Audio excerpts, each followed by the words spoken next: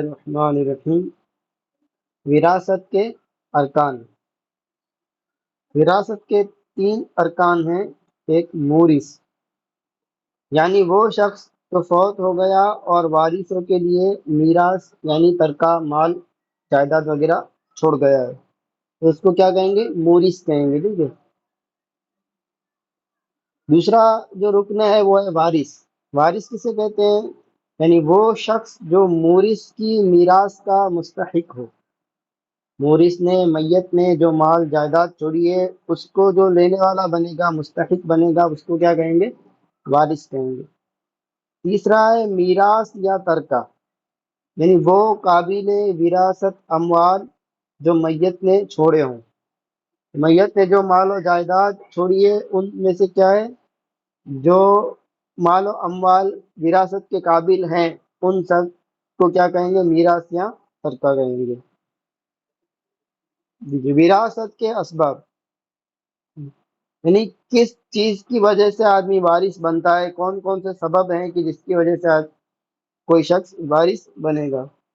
وراثت کے بھی 3 اسباب ہیں، 3 رکن ہیں تو 3 اسباب ہیں۔ دیکھیے، پہلا سبب ہے نسبی قرابت۔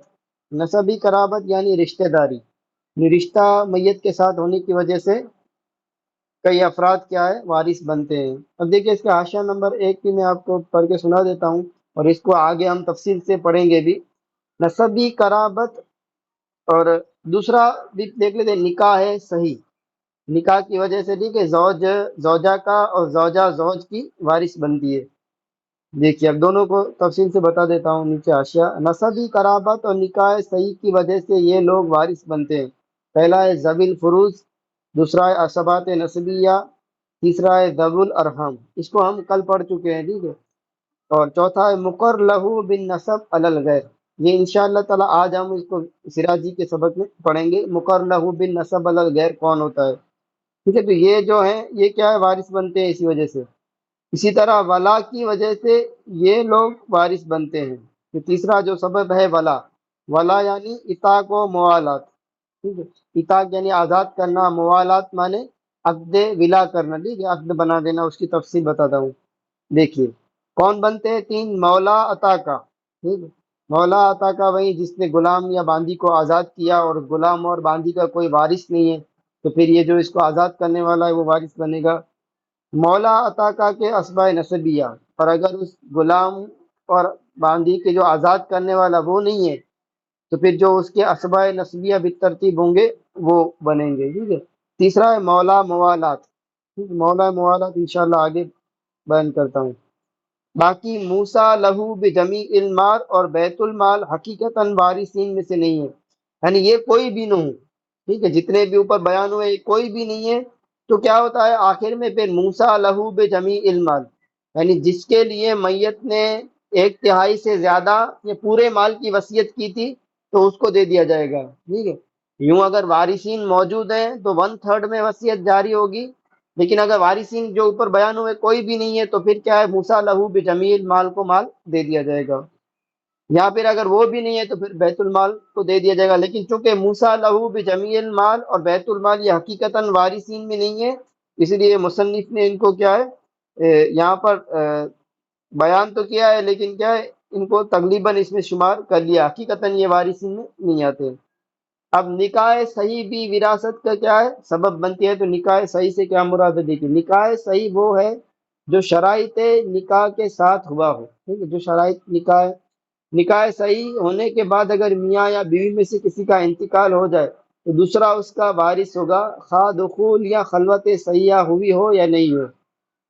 ہاں، اگر نکاح فاسد ہوا، یعنی نکاح کی کوئی شرط مفقود ہوئی، مثلا بغیر گواہوں کے نکاح ہوا، یا 2 بہنوں سے ایک کے ساتھ نکاح کیا، 2 بہنوں سے ایک ساتھ نکاح کیا، یا عورت کی عدت میں اس کی بہن سے نکاح کیا، یا غیر کی معتدہ سے نکاح کیا، یعنی جو ابھی عدت دوسرے کی گزار رہی تھی اس کی عدت کی حالت میں نکاح کر لیا وغیرہ، پھر ان میں سے کسی کا انتقال ہو جائے تو دوسرا اس کا وارث نہیں ہوگا، ٹھیک ہے، نکاح فاسد ہوا ہے تو۔ نکاح صحیح کے بعد اگر عورت کو طلاق دے دی اور عدت بھی گزر گئی، ٹھیک ہے، یا غیر مرض الموت میں طلاق بائن دے دی، تو کوئی کسی کا وارث نہیں ہوگا۔ اور طلاق رجعی تھی تو عدت کے اندر دونوں ایک دوسرے کے وارث ہوں گے، اور اگر مرض الموت میں طلاق کے بائن دی تو عدت کے اندر عورت وارث ہوگی، شوہر نہیں ہوگا۔ تیسرا اتاق والا آیا تھا اور موالات والا۔ دیکھیے اتاق سے مراد غلام یا باندی کو آزاد کرنا ہے، ٹھیک ہے، اس کا آقا کیا بنے گا؟ اس کا وارث بنے گا۔ اور موالات سے مراد عقد موالات ہے، یعنی کوئی مجہول النسب، جس کا نسب معلوم نہیں ہے شخص کا، کسی دوسرے سے اس طرح کہے کہ تو میرا مولا ہے، جب میں مر جاؤں تو میرا وارث تو ہوگا، اور اگر میں کوئی جرم کروں، جنایت کروں تو دیت تو ادا کرے گا، اور دوسرا اسے قبول کر لے تو یہ دوسرا شخص پہلے شخص کا وارث بن جائے گا، اسی کو کہتے ہیں مولا موالات، ٹھیک ہے، مولا موالات۔ تو یہ ہو گئے وارث وراثت کے اسباب۔ دیکھیے وراثت کی شرطیں بھی دیکھ لیجئے، وراثت کی شرطیں اب پڑھ بھی چکے ہیں۔ وراثت کی تین شرطیں: مورث کا مرنا، ٹھیک ہے، وہاں آپ نے پڑھا تھا کہ حقیقتاً ہو، چاہے حکماً ہو، چاہے تقدیراً ہو۔ دوسرا ہے مورث کی موت کے وقت وارث کا زندہ ہونا، چاہے حقیقتاً ہو چاہے حکماً ہو، حکماً یعنی جیسے حمل میں ہو، سراجی میں پڑھا تھا۔ تیسرا ہے مانع ارث، ارث کے جو کیا ہے، جو مانع ہے، اس جو چیزیں رکاوٹ ہیں وراثت کی، اس سے کیا ہے، ان کا نہ پایا جانا، وہ انشاءاللہ نیچے آ رہا ہے مانع ارث۔ تو مانع ارث یعنی وراثت سے محروم کر دینے والی کسی چیز کا نہ پایا جانا۔ الرحمن الرحیم، وراثت کے موانع یعنی وہ چیزیں جو کیا ہے وراثت سے محروم کر دیتی ہیں۔ وراثت کے موانع یعنی وراثت سے محروم کر دینے والی چیزیں چار ہیں۔ پہلا ہے رق، رق یعنی غلام ہونا، اگرچہ مکاتب یا مدبر یا ام ولد ہو، غلام سب صورتوں میں وارث نہیں بنے گا، ٹھیک ہے، کیونکہ ظاہر ہے غلام جو ہوتا ہے وہ کسی چیز کا مالک ہو ہی نہیں سکتا ہے، خود کماتا ہے تو بھی اس کا مالک آقا ہوتا ہے، تو پھر وارث کے طور پر وہ کیسے مالک بنے گا؟ تو رکیت کیا ہے؟ معنی ارث ہے۔ دوسرا ہے قتل مورث، یعنی عاقل بالغ وارث کا ناحق اپنے مورث کو اس طور پر قتل کر دینا جس پر قصاص یا کفارہ لازم آتا ہے۔ قصاص یا کفارہ لازم آتا ہے تو قصاص قتل عمد میں لازم آتا ہے، ٹھیک ہے۔ قتل عمد یہ آپ پڑھ چکے ہیں قدری شریف میں، کہ کسی دار آلے سے، جیسے چھری ہے، خنجر وغیرہ سے کسی کو قصدن قتل کیا جائے تو قتل عمد ہوتا ہے، اس سے قصاص واجب ہو جاتا ہے، ٹھیک ہے، اور اس سے کفارہ واجب ہوتا ہے اور دیت واجب ہوتی ہے، تو وہ قتل خطا ہے، اور قتل شبہ عمد ہے، قتل خطا ہے، اور قتل شبہ خطا ہے۔ قتل شبہ عمد کے اسلحہ یا اس کے قائم مقام کے علاوہ کسی اور چیز سے مارے، ٹھیک ہے، جس سے کسی کو جان سے مارا جا سکتا ہو، لیکن وہ کیا ہے، چھری یا ایسی دار آلہ والی چیز ہو، جیسے لاٹھی ماری یا پتھر مارا، ٹھیک ہے، تو اس سے قتل کرے گا، جو قتل شبہ عمد ہوگا۔ قتل خطا کیا ہوتی ہے؟ کہ گمان یا فعل میں خطا کی بنا پر قتل کر دے، کسی نے گمان غلط کر لیا، ٹھیک ہے، یا پھر فعل اس سے خطا واقع، اس میں خطا ہو گئی، کسی مسلمان کو شکار یا حربی یا مرتد سمجھ کر قتل کر دیا، ٹھیک ہے، شکار کر رہا تھا، شکار سمجھا اور اس نے تیر بھی چلا دی اور وہ تھا مسلمان، یا کسی حربی یا مرتد کسی مسلمان کو سمجھ کر قتل کر دیا، یا نشانہ پر تو شکار یا دیوار کو لیا مگر ہاتھ سے بہک گیا، یا کسی اور وجہ سے گولی وغیرہ کسی آدمی کو جا لگی اور وہ مر گیا، ٹھیک ہے، تو ان سب صورتوں میں یہ کیا ہے؟ قتل خطا ہے۔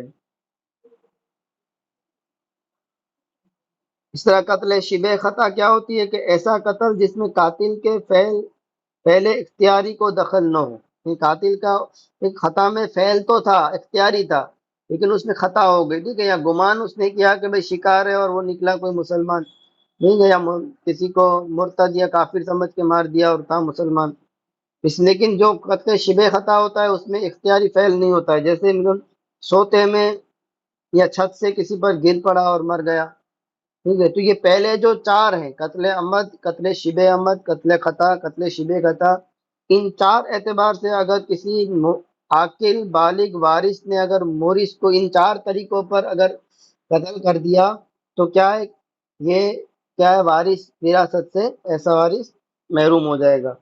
پانچویں جو قسم ہے قتل سبب، ٹھیک ہے، قتل بالسبب، تو یہ اس میں کیا ہے، وراثت سے محروم نہیں ہوگا۔ یہ کیا ہوتا ہے قتل، یعنی وہ قتل کرتا تو نہیں ہے لیکن سبب بن جاتا ہے، جیسے کسی کی زمین وغیرہ میں اس نے کھڈا کھود دیا دوسرے کی زمین میں اور کوئی گر کے مر گیا، ٹھیک ہے، یا راستے میں پتھر وغیرہ ایسا رکھ دیا اور کوئی اس پہ مر گیا گر کے، ٹھوکر کھا کے۔ تو یہ کیا ہے، اس طرح سے اگر پہلے چار کے اعتبار سے اگر کسی نے کسی کو قتل کیا ہے، مورث کو، اپنے مورث کو، تو ایسا وارث عاقل اور بالغ ہو تو کیا ہے، وراثت سے محروم ہو جائے گا۔ تیسری چیز ہے اختلاف دینین، دین کا مختلف ہونا، وارث وہ مورث میں سے ایک کا مسلمان اور دوسرے کا کافر ہونا، تو وارث مسلمان کافر کا وارث نہیں ہو سکتا اور کافر مسلمان کا وارث نہیں ہو سکتا۔ چوتھا ہے اختلاف دارین، اختلاف دارین یعنی وارث و مورث دونوں کے ملکوں کا جدا جدا ہونا، جبکہ دونوں کافر ہوں، ٹھیک ہے، مسلمانوں کے لیے یہ نہیں ہے چوتھی چیز، کافر ہیں اور کافر دونوں الگ الگ ملکوں میں رہتے ہیں، تو اب وہ کیا ہے، ایک دوسرے کے وارث نہیں ہوں گے۔ مثلا ایک حربی یا مستامن ہو اور دوسرا ذمی ہو، تو ذمی کون ہوتا ہے، جو اسلامی ملک میں ٹیکس وغیرہ دے کے رہتا ہے، ٹھیک ہے، اور اس کو اور دوسرا جو ہوتا ہے وہ مستامن، امان لے کر لیتا ہے، یا حربی ہوتا ہے، ٹھیک ہے، تو حربی، تو ذمی ہے اور دوسرا حربی ہے، تو ذمی ظاہر ہے حربی کا اور حربی ذمی کا وارث نہیں ہوگا، طرح مستامن ہے تو وہ بھی کیا ہے، وارث نہیں ہوگا ذمی کا۔